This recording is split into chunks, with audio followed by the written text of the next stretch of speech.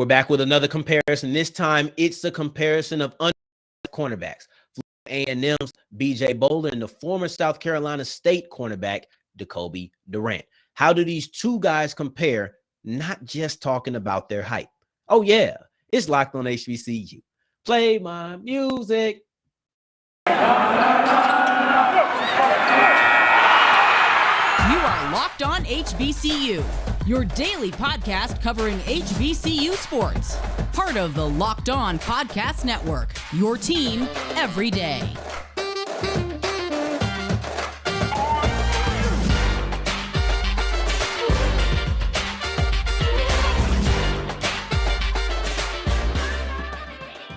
What's going on, family? Welcome back to another episode of the Locked on HBCU podcast, your number one daily one-stop shop for everything HBCU athletics, Monday through Friday, part of the Locked On Podcast Network, your team every day. And I, of course, am Darian Gray, a.k.a. the Mouth of the South, Texas Southern alum and former TSU Herald Sports editor. Thank you for going on this journey with me, making Locked on HBCU your first listen of the day every day. And remember, just because the mic cuts off does not mean that the journey is over. You can follow me on Twitter at South Exclusives. And today's episode is brought to you by BetOnline, who has you covered this season with more odds, props, and lines than ever before. BetOnline, where the game starts. Today's episode is another comparison, another breakdown, and we have Draft HBCU family member Coach Nooks, their defensive back specialist, to help compare these two undersized corners in Florida A&M's B.J. Bohler, and then also Decobie Durant from South Carolina State, who recently got drafted by the LA Rams. We're going to start off with Bohler, though. All right, Coach Nooks, we're here to talk about two of the better defensive backs out of the HBCU ranks over the last 2 years. And we're going to start off with B.J. Bohler. Now, he was one of the most ball-productive defensive backs in the SWAC. I think he led the conference in pass deflections if he wasn't really high in that metric. How was he able to be so active? How is he able to be so efficient as well when it comes to breaking up passes? When watching Bohler, man, he plays with great leverage, right? He has a keen idea based on the routes he's getting, the releases he's getting, whether to stay on the top shoulder, whether to undercut the ball, right? So when you display great eye discipline with a great knowledge of the game, which most undersized corners really have, with a little bit of tenacity, that equals a lot of pass breakups, man. So he's able to get a lot of passes on the ground. Yeah, so when you're talking about some of these undersized corners doing that, you feel like it's one of them situations where, okay, I wasn't blessed, okay? I wasn't blessed with 6 foot height in these type of this tenacity, these pass breakups, or something I just had to learn in order to be successful. And then I also think it comes from just repetition. I mean, when you're that size, and nowadays everybody's in love with this 6'3", 6'2" corner, they're going to try you. I mean, whether it's practice, you just playing with your friend, they're going to try you. And you get that chest poke out syndrome, like I'm not giving nothing up. And after reps of that I think it just progresses and correlates and creates these dogs and these undersized corners. I think that makes a lot of sense. When you learn himself and breaking down his game as a whole, do you consider ball production one of the better parts of his game, or is this just something that he's good at, but there's a lot of other things that you would also put right on par with it? I mean, and watching him, his IQ, man, like he's, I played the position, I coached the position, and he just does everything to the T, from his read steps, right, to mirroring releases, you know what I mean? So it's like he's so well-rounded that it's no way that, you know what I mean? He's just good. He's just good. People try him. And even in the plays where he gives up, or if it's a penalty, it's just him competing. It's not like he's beat by 5 or 10 yards, or, you know what I mean? He's just competing and going hard, and sometimes that stuff happens. Last year was Bohler's first year at Florida A&M, and he was able to step in and contribute immediately on one of the defenses, not only in the SWAC or MEAC or FCS. How was he able to come in and compete, and not even compete, but contribute right away on a defense of that caliber? I mean, when you got guys like Bell and them other guys over there, they kind of make your job a little bit easier, right? So now he didn't have to think about anything. All he had Mhm. to do was do his job, right? So when you got guys around you that you trust and that you build a relationship with, and you only got to focus on your job and your craft, sky's the limit. So I think just him is just coming in, locking in, probably came in, learned the playbook with that fiery, I'm undersized competitive edge. He probably made it undeniable for the coaches to be like, yeah, we got to put this guy on the field. And even when you watch him in that playoff game, the score didn't turn out on FAMU's side, but just like they tried him, and to me, he had a very nice game. Even though they lost that game, he had some pass breakups. He was in tight coverage, and they kept trying him, and he held his own. Yeah, you mentioned Bell within there and how that made his job a lot easier. On one side, we're talking about just playing, but then also Bell had been there for 2 years. He's gone now. What Hmm. leadership responsibilities do you think that Bohler will have to pick up now that he's the man? He's the man in that secondary now. I think he learned a lot, and I know he's not the only returner in that secondary. So I think as a group, I mean, I think he's going. Statistically wise, people are looking for him to come out and be that guy. But to be honestly speaking, I think a lot of people are going to stay away from him, man. I don't. I think he's probably put his foot down, and earlier in the season he's going to get a few targets, but if he does anything close to what he did last year, he's not going to see a lot of targets. But I think from a mental standpoint, he's going to have a real big impact on that secondary. Before Decobie Durant, I want to talk about BetOnline because they are the best place for all of your sports wagering. Listen, NFL right around the corner, just about 2 weeks away. We're looking at games. They're here. They're here. We're literally sitting here talking about North Carolina versus FAMU in week 0. These games are here, and that means you have another thing to put your money down on. It's not the only thing on BetOnline, however. You also have MLB, NHL, combat sports. Anything you could think of, they have it. I bet you didn't even think they had esports as well. They really are just that. One of the things that I appreciate about them. They're going to have you educated, and they're going to make sure you know what you're betting on so that you can make smarter bets, and smarter bets leads to more money in your pocket. If you're betting, you want more money in your pocket. So it makes not go to BetOnline the fastest and easy way to wager on all of your favorite sports. BetOnline, where the game starts. As we keep rolling on today's episode of Locked On HBCU, I thank you for making us your first listen of the day every day. And make sure you're looking at the Ultimate College Football Preview. That's a 7-part series that is everything you could possibly want to know about the upcoming college season all in one place. Search Ultimate College Football Preview on your Odyssey app, YouTube, or wherever you get your podcast. We're going to continue with our breakdown, and we're going to talk about Decobie Durant. We're just going to reflect on his time in South Carolina State because he is still an undersized corner. How was he able to transform from that kind of stereotype and that kind of restriction that people have to becoming a mid-round pick for the defending Super Bowl champions? Now we're going to compare Bohler to another player, another undersized corner, and that's Decobie Durant, current Los Angeles Rams, former South Carolina State Bulldog. What did you see in Durant's game when you were scouting him leading up to the draft that ended up making him a mid-round pick in the Or earliest second? yeah, Is he the first or the second he was HBCU the player? I can't remember if it was him or Josh Williams. they were like right after each other. Yeah, they were So I right think it there, was like 130 and 130 something. Like they was yeah, right there. right But there. for me, it was his zone and man versatility. So Jacoby was good in cover 2, cover 3, and then he could play man, you know. And in the Shrine Bowl, he really showed his gamer, right? In practice, practice. Some people are gamers, right? And he Mhm. didn't. To me, he had a decent practice. It wasn't the best practice I seen him put forth, like fit as far as football quality on the field. But when he got in that game, right, it was like day and night. So I think Jacoby was just so versatile and with experience. He wasn't just a 1 year player. He had, I think, 3 games, 2 games against Clemson where he Yeah. produced and played well. And just against Jackson State, he played tremendous. So he was just a baller with experience. And you could tell that he put in the time. And when he got that opportunity at the Shrine Bowl, he didn't let it pass. And it really put him in position to get drafted.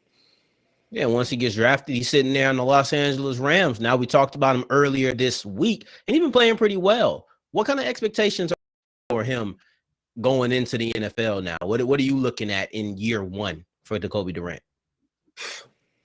Honestly, I was thinking special teams at first, but after reading the reports and watching some preseason games, he's going to be on the field. I think he's kind of going to put himself in a position that either you're gonna have to play me, or God forbid somebody get hurt, and I don't feel like they will feel uncomfortable or nervous having him step in on any role. I think he's going to thrive in the nickelback position role. He's aggressive. He's not afraid to tackle. His lateral movement, his in phase, out of phase things are really good. His ball drills, you know what I mean? So I think he's going to be, not like rookie of the year, but he's definitely going to put himself in contention to be a starter in year two at some position, whether it be nickel or outside corner. Yeah, and he comes from a very, very productive football factory, right? South Carolina State knows how to produce defensive players, whether that's linebacker, defensive linemen, or defensive backs, right? If he comes out and delivers, he'll complete that trifecta. What is it about them, though? Like, what is it about South Carolina State to where they can put out consistent and productive collegiate players? Well, I mean, they have one of the greatest defensive minds ever coaching them. You know what I mean? And if you ask me, you play well against Clemson, you're gonna get a look, right? You play well against a school that's producing NFL legends and NFL stars. You force people to see what's going. Like, take a look at this. Like, why does this team consistently play well against this top tier talent? And South Carolina State, I mean, they continuously play well against top talent. Think about the amount of people that expected them to just get walked over in the bowl game last year. You know what I mean? So they continuously play tough, hard-nosed, physical, traditional football. They're going to block and they're going to tackle. So that's why I think they continuously put out defensive players at the elite levels, because they fundamentally sound. They stick to what they do, and they're hard-nosed football players. Yeah, when you look at Decobie Durant, because I do think a big-time moment for all Bulldogs is that Clemson game, right? We can talk about Jackson State, and that was great, especially in our bubble, the HBCU bubble. But we know when you go up against these top-tier schools and you produce and you productive in that game, you're catching a lot of eyes. What did Decobie Durant do against Clemson that made him so attracted to NFL scouts? Oh, he was able to run with those guys. You got those tall trees. I think defensive backs has the hardest job in the world, right? Okay, You telling me I got to cover some of the best athletes in the world that are going full speed, running forward, and I'm moving backwards, and they could stop on a dime. You know what I mean? So when you are already looked at as a less superior athlete, and then you go into this atmosphere, you're going into this $100,000 people stadium crowd. It's not an atmosphere you're used to, and you're able to produce like that. It's a no-brainer. I mean, if you've been around the game for a little bit of time, you're gonna ask a question like, who is this guy? Now I want to compare them. We've talked about Durant, talked about Bohler. Now it's time to compare the two. That's what we're really doing here. That's what the people are here for. They want to know, how do these two players compare to each other now outside of size? Because we know they're around the same height. Outside of size, are these truly comparable? Are these two players with the same height restriction kind of different cornerbacks? Are they kind of different? I don't really think so too much. I think Bohler may be a little bit more of a man guy, right? But I think Durant's more of a technician, right? Okay. So when you see Durant, you see him using multiple different techniques, right? When you see Bohler, he got what he got and he does it really well, right? Okay. So when I look at pro comparisons, I would compare Bohler to more of a Bobby McCain, right? Just a little feisty guy bullet. But I gave Durant more of a Brent Grimes, like a more explosive, like a little bit more of a go-getter when the ball is in the air. You know what I mean? So Yeah, they're both tremendous, feisty players. I just think Durant is a little bit more technically sound. And now that may come from age and experience, right? true. But I think that Durant's just a little bit more crafty, a little bit more technical sound. Not taking nothing away from Bohler, because as a defensive back who played the position, coached the position, I would love to have both of them on my team at that size, because I know the production I would get from those guys. So it's Yeah, it mostly sounds just kind of down like to a technical thing. yeah, it sounds kind of like Bowler is he has his thing, he has his one thing, and he's mastered that thing as opposed to being able to do a versatile amount or a multiple amount of things. It's just one thing that he does really well. And Yeah, so like we seen Durant in the nickel and going outside. I haven't really seen Bowler do that too much. okay. Mostly on the outside covering probably one of the best receivers, one of the best receivers, and that's great. But I mean, at the next level, they want to know what else can you bring to the table. So I think this year, they got a big game coming up, and he should show some versatility this year, and that and with a decent. I don't think he needs an excellent year. He needs a good, decent year. Stay healthy, and I think all he needs is an invite to one of these postseason ball games, and then his name will be getting called on draft day. Now you talked about that, not even just the technique, but the ability to shift inside. Hmm. Is this something though you've never seen Bowler do? Is it something that you think he can do? What's your confidence level on his ability to slide inside? I think he could do it 100%. I mean, when Okay. you watch his feet, his quick twitch, right, his ability to understand routes, what's going on, when to undercut a route, when to stay on top of the route, right? Those are all things that are needed in the nickel position, right? You're going against the better of the athletes, or the receivers, right? Those guys are the short, shifty guys that could create more separation on the top of their routes, right? So with the skill set that Bowler possesses, I think he's more than capable to handle that spot in the nickel. It just, reps and experience and, techniques would just put him in a better position. But I'm more than capable of thinking he can handle that. Okay. Now, Clemson was the money game. Excuse me. Willie Simmons came up with a phrase I thought was great. He said, "This isn't a money game; it's a players like Decobie Durant, like B. Mm-hmm. They come out and they perform, they get money." Durant was able to Mm-hmm. ball against Clemson. How do you think Bowler's experience versus North Carolina on Saturday is going to go? You think he's going to show out? Listen, the last film I seen of him was a they playoff game, and I was against a comparable opponent, and he didn't disappoint.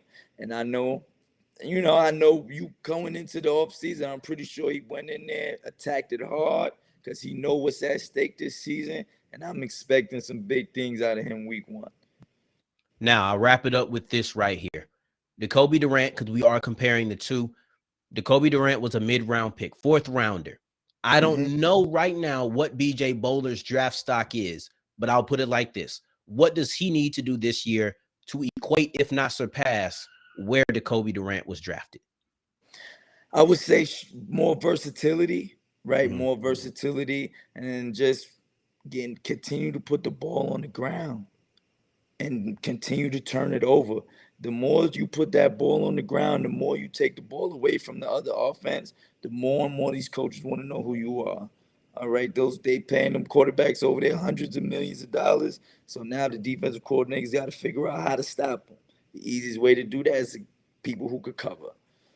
So I think he's gonna show out, man. And even if he doesn't against this one, this team, I think his overall season will get him at least, an invite to where he could be a late round pick, right? Maybe later on we'll be able to talk about fourth round, fifth round. But right now, just based off his production level, Bell getting brought in as an undrafted free agent, making the team. You had a few other HBCU dudes that made the team and just, doing their thing. And I think Bohler could be one of those guys. Definitely. appreciate your defensive back expertise. Come on, he was modest, guys. He said, I don't know, man. Nah, Coach G had the proper amount of respect and reverence for your opinion on these defensive backs. You came in and killed it. I truly appreciate you coming in and taking time out of your day to come on here and break this down for us. Man, thank you for having me. It's an honor. This is actually the first time someone has ever asked me to come on and speak about anything. So thank you, man. Really appreciate it. I hope I did, a good job. You did 100%. I'll catch you next time because we are going to do this again. All right. Appreciate y'all. Be seeing you. I can't believe that Coach Nooks was nervous. I believe it because he absolutely crushed it. And you would not be able to know this was his first time getting on camera and doing something like this. So he did amazing, and I appreciate his expertise. Now we're going into the weekend. We're going into the games. No more theorizing and thinking about what the games will look like. We get to see it. So I'm excited, and I'll be back to recap all of that and more on Monday's episode of Locked On HBCU. I appreciate you for making us your first listen of the day. Every day, continue checking out our conference show for your second listen of the day as well. In the meantime, in between time, if you're trying to keep up with me or keep up with these games that are about to go down, you can follow me on Twitter at South Exclusives. Until the next time that we hear each other, family, take care.